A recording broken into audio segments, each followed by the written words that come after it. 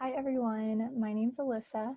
I am a Track 1 dietetic intern, and this is my outcome study poster. So the title is The Impact of Diabetes Education on Knowledge Among Women in Need. So the story behind this, I was at the University of Illinois Extension, and my preceptor is a nutrition and wellness educator. So she does so many different programs that include education, food demonstration, all kinds of different things throughout the community. And she does a lot of diabetes education at hospitals, for different clinics, all kinds of places. And so we got to talking one day, and she was talking about how they do a lot of different evaluations for their education to make sure that their audience is getting something out of the education. They need to know, is our education really making an impact? What are they getting out of our presentations? What can we improve? Are they learning? What did they learn? Things like that. And so we were talking specifically about a population at a place at Heartline Heart House. It's a nonprofit organization in Woodford County, right outside of Peoria, Illinois. So this population is lower income. They go to Heartline Heart House for different products for their household, pantry items, financial aid, all sorts of things. And so this population is what we would categorize as the women in need in the title. And so this outcome study was given to a group of women who came to listen to an education event so that they could receive these pantry or hygiene items or whatever it was after they listened to the education. So Jenna, my preceptor, she's the one that gave the education regarding this study. And so I'll just kind of go through the PowerPoint slide that you see right here. And so a little bit of background. Obviously, we all know that the prevalence of diabetes, it has been increasing every single year.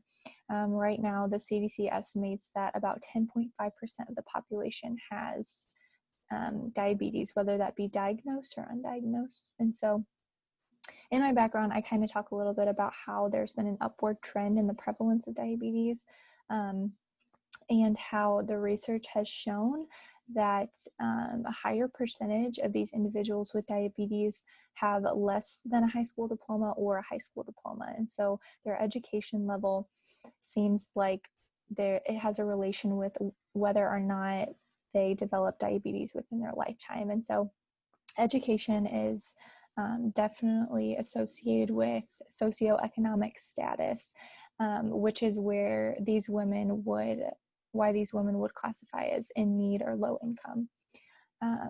So yeah, moving on to the introduction, I talked a little bit about the education that was given at Heartline Heart House, which is the non-for-profit organization. So the education doesn't always have to be regarding diabetes. It was just the topic that was given at this particular time, but they received education on all different kinds of things. And Jenna goes there and gives some different nutrition topics for them as well. But this study is specifically regarding information about diabetes.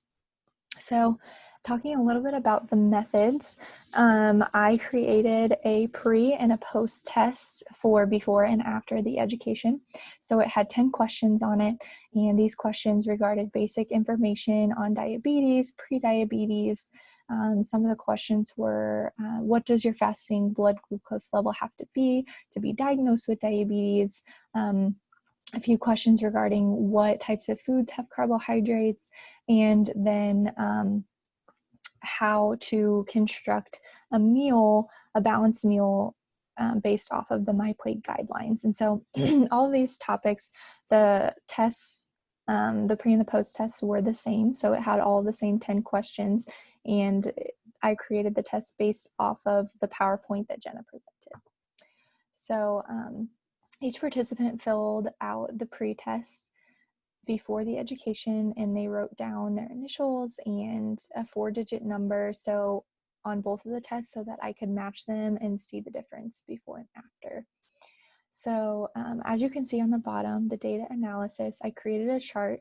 And so on the x-axis is the participants. So those are their initials. So the orange line would be the pre-test and the blue line would be the post-test. So you can kind of see the difference in the before and the after score for each test.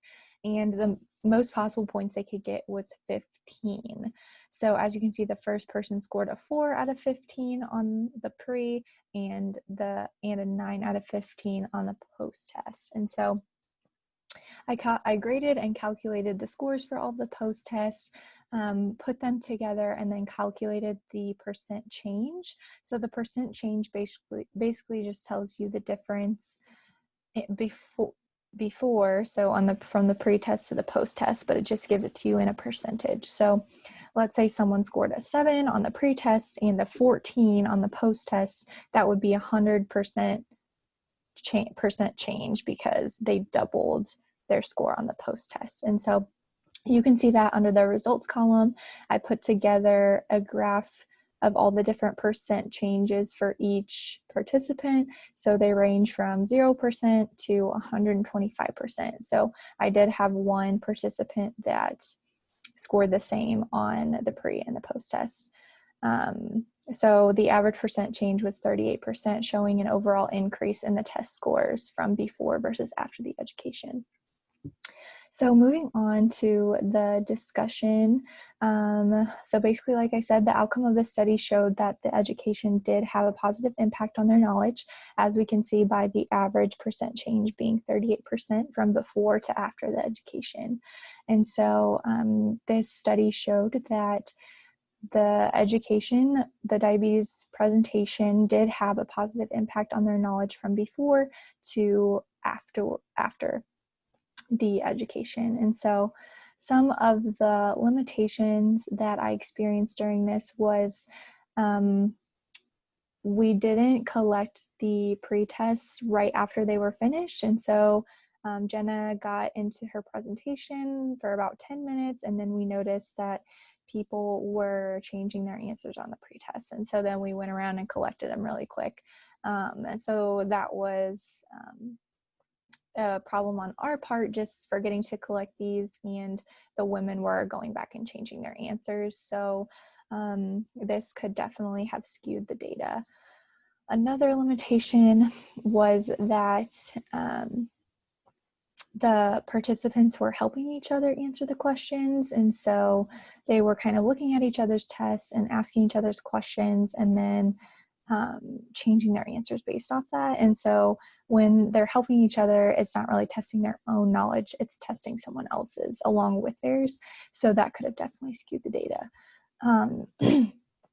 So yeah, overall, this study showed that there was a change in knowledge among women in need regarding the diabetes education.